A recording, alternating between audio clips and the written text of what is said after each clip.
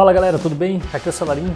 Hoje eu vou falar sobre um momento de muita tensão aí para muito empreendedor que está no caminho de M&A, que é o momento do earnout, né?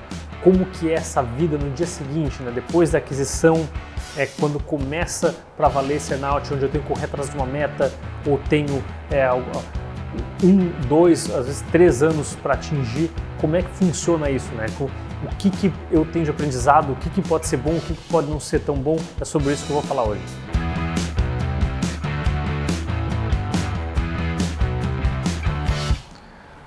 Bom, a primeira coisa que acho que é evidente é que a experiência não é igual para todo mundo, né? Então, vai depender da sua empresa, vai depender da sua cultura, vai depender de quem é o comprador, da cultura dele, do que foi negociado, então naturalmente vai variar um pouco. Eu vou contar hoje um pouco baseado na minha experiência, né? Tanto quanto o Total Voice, tendo vendido a minha startup para a Zenvia e tendo vivido esse processo durante o earnout lá, e também minha experiência na Questo, onde ajudei sócios a venderem seus negócios e também sei da experiência deles aí nesse período de earnout. E a primeira coisa é, o que é o earnout? Né? O que é esse período? Né? Ele é um período pós-fechamento da aquisição, que normalmente dura 2 a 3 anos, em alguns poucos casos menos ou mais do que isso, onde existe uma medição de performance dos empreendedores e da empresa como um todo, pago um valor extra por essa performance e também é um período usado para fazer passagem de bastão, né? Pensa que a empresa está sendo conduzida pelos sócios até então e eles precisam passar o bastão para que outros executivos possam conduzir a empresa se eles optarem por sair, né? Ou quando eles optarem por sair. Né? O que impacta em como vai ser essa vida durante o earnout? Se ela vai ser boa, se ela vai ser ruim, né?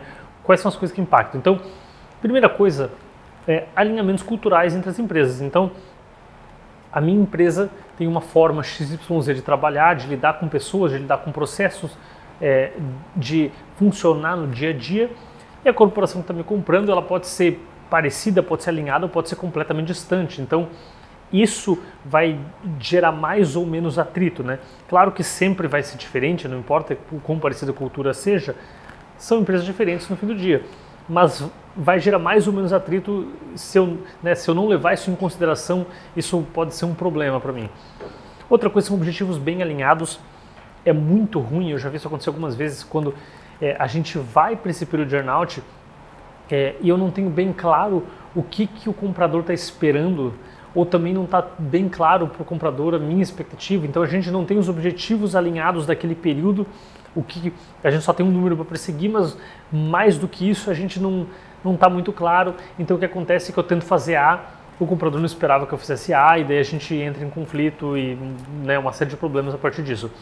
E também um prazo razoável, né? Eu falei que alguns cenários é menos ou mais do que 2 a 3 anos ali. Quanto maior o prazo, mais complexo fica, porque às vezes você está lidando com situações de estresse, você está numa cultura diferente da sua, e aí você ficar 4, 5 anos lá dentro, às vezes tu acabou se amarrando, não se atentou nisso, se amarrou em ficar esse período, mesmo que a tua chance de bater as metas não seja suficiente, porque tem uma multa lá, então esse prazo ser de 2 a 3 anos é realmente recomendado, muito mais do que isso é muito difícil, é muito pesado às vezes para o empreendedor, dependendo do ambiente que ele se encontra, né? Que pontos são relevantes ser discutidos antes de burnout, tá? Então a gente precisa discutir, estressar isso bastante e ter bem alinhado, inclusive o que for possível ter em contrato antes da gente ir para esse momento, né? Primeiro, a autonomia. Então, eu vou ter autonomia no meu dia a dia ou a empresa quer me incorporar, né? Então, no dia seguinte, ela quer que a gente seja tudo uma única empresa. Isso faz uma diferença gigante, né? Se eu tenho autonomia para perseguir o meu earnout ou não. Então, o spoiler é que é óbvio que é melhor você ter autonomia, é óbvio que é melhor que você consiga tocar sua empresa separado, pelo menos nesse período, ainda que depois a intenção seja integrar, né? Segunda coisa são as expectativas de cada lado.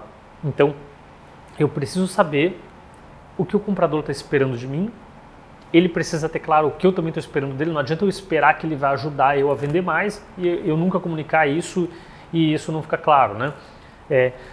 Da mesma forma, não adianta ele esperar de mim que eu conduza o negócio da forma X e eu estou conduzindo da forma Y, a gente vai entrar em atrito. Então, a coisa que com certeza todo mundo fala é como vai ser medido o earnout, né? Qual que é o valor e qual que é o critério de aferição desse valor. Mas essas extras que permeiam o valor são tão importantes quanto. O terceiro ponto aqui é a parte de reportes, né? Então, como que eu vou me reportar para o comprador? Como é que ele vai saber que o que eu estou fazendo, se eu estou seguindo as diretrizes que a gente combinou? Por mais que ele não vai interferir no dia a dia e eu vou ter autonomia para tocar, não pode ser também eu faço qualquer coisa e não vou prestar conta, né? No fim do dia a empresa é dele, então eu preciso combinar o que eu vou prestar de conta. A frequência ela pode mudar, pode ser que a gente combine que vai começar uma vez por mês, depois em algum momento a gente sinta que é necessário aproximar mais o time comercial e no outro momento espaçar mais. Eu acho que isso não precisa estar escrito em pedra. Mas eu preciso entender como é que é essa dinâmica, né? Para também não ficar todo dia alguém me importunando, perguntando coisa e eu não consigo trabalhar, né? Outro ponto é a parte da condução do negócio, né? Então, em questões de gastos, de margens, o que é esperado? É esperado que eu mantenha uma margem EBITDA saudável? É esperado que eu queime caixa e a empresa vai aportar alguma coisa quando precisar? Tudo bem eu andar ali bem perto do break-even? Gastos extras que não estão previstos na planilha, como é que vai funcionar? Se no meu business plan eu não previ alguma coisa, mas ela surgiu, o que eu tenho que fazer? Como é que funciona? Eu posso sair gastando? Eu tenho que pedir autorização para eles? Se eu tenho que pedir autorização, quanto tempo eles têm para responder? Então, essa condução do negócio em termos de margem e do quão saudável o negócio fica também é relevante ser discutido. E não menos importante, o que todo mundo olha costumeiramente, que são os critérios de aferição da meta, né? Então, eu tenho que no primeiro ano bater tanto de receita líquida, no segundo ano tanto de receita líquida, é isso. Ou então não, é lucro bruto, é EBITDA, seja lá o que for, precisa ter bem claro e ter bem claro, inclusive, as definições do que é, né? Porque às vezes a gente está falando sobre EBITDA e alguém tem uma definição diferente. Cara, é bom definir isso e deixar isso claro no contrato. Estamos falando de tirar os custos específicos atrelados ao negócio. Que custos são esses? É bom especificar. Então, mas no fim a gente tem que ter claro como é que a gente vai medir se a gente está batendo a meta ou não, né? Desses itens que eu falei, eu vou dar um destaque especial aqui para a autonomia e vou contar um pouco como foi comigo, como aconteceu na Total Voice e como foi a minha experiência, tá? Na Total Voice a gente viveu, eu gosto de dizer que a gente viveu 2 êxitos em um, né? Porque no primeiro ano a gente teve a autonomia do negócio e rodou separado, então foi comunicado para a base de clientes que nada ia mudar, que os negócios ainda iam continuar de forma independente, e foi exatamente o que aconteceu. No segundo ano a gente conversou e sentou e discutiu como fazer isso, mas a Zenvia integrou a Total Voice e a gente passou a ser tudo parte de uma única empresa, né? Então a Total Voice como empresa ela foi deixando de existir como instituição e tudo agora era Zenvia. Mais uma vez comunicamos a base de clientes, anunciamos para todo mundo para fazer essa decisão, mas foram cenários completamente diferentes em termos de earnout, tá? O primeiro ano, que foi rodando separado, ele foi relativamente tranquilo, assim. Então, em vez de prestar conta para os investidores, a gente está prestando conta para a Zenvia agora. Um ponto ou outro que a gente teve de divergência, mas no geral a gente conseguiu fazer a empresa crescer, a gente cresceu acima do esperado, funcionou bem esse momento, essa parceria. O único ponto que talvez poderia ter fluído melhor foi a parte de contratações. A gente não contratou exatamente o que a gente planejava, mas a gente tinha também a responsabilidade de não contratar demais para depois que virasse uma empresa só, a Zenvia não ter que demitir. Então tinha essa questão de responsabilidade de que fazer, que a gente até não tinha combinado da melhor forma isso. Mas do resto foi tranquilo, assim, foi um ano onde a gente conseguiu fluir bem, crescer bem, e para a nossa equipe o feedback que a gente recebia era que eles não parecia que a gente tinha sido comprado pela Zenvia, porque para eles estava tudo igual, para eles era tudo Total Voice ainda, eles atendiam o telefone falando Total Voice, eles mandavam os e-mails com a assinatura do Total Voice, então era tudo Total Voice ainda. Para os clientes também era Total Voice, a única coisa que a gente respondia para a Zenvia. Então mudou mais a rotina minha e do meu sócio, que eventualmente a gente tinha que ir até o escritório da Zenvia, participar dos rituais, fazer as reuniões de prestação de contas e entregar os reportes para ele, do que propriamente para a equipe ou para a base de clientes. No segundo ano, começou esse modelo de integração. Então, basicamente, a gente ia virar uma empresa só. O comercial da Total Voice, o marketing da Total Voice, suporte e outras áreas iam para debaixo das áreas da Zenvia. Comercial para baixo do comercial da Zenvia, marketing para baixo do marketing da Zenvia e assim sucessivamente. E daí isso gerou uma série de desgastes e dificuldades que são naturais de processos assim. E eles começam pelo primeiro ponto, que é tu perde a autonomia, né, do teu earnout. Então, pensa que no primeiro ano eu tinha autonomia de correr atrás dos números que eu tinha para correr e eu podia tomar uma decisão, eu só tinha que comunicar a empresa, então eu tinha uma liberdade maior. Agora, eu tenho o meu time comercial que está debaixo do time comercial da Zenvia. Eu tenho que falar com a pessoa, mas também tenho que falar com o líder. Essa gestão ela se tornou mais complexa, porque agora eu tenho líderes de áreas diferentes envolvidos. Esses líderes respondem para diretorias diferentes, então eu tenho mais pessoas envolvidas para fazer a mesma coisa. Agora eu gastava mais tempo, eu tinha que falar com mais pessoas. Isso tornou o processo mais complexo. O segundo ponto foi a questão de expectativa de prazo. Então, enquanto a gente estava pensando no curto prazo, que era o nosso período de earnout, a gente pensava em uma ação que fosse ter impacto no nosso earnout. A Zenvia, por razões óbvias, estava pensando no longo prazo. Então eles pensavam em algo que fosse ter impacto daqui a 5 anos. Se eu fizer isso agora, como isso vai se refletir daqui a 2, daqui a 5 anos? Enquanto para a gente, eu não queria pensar nisso, né?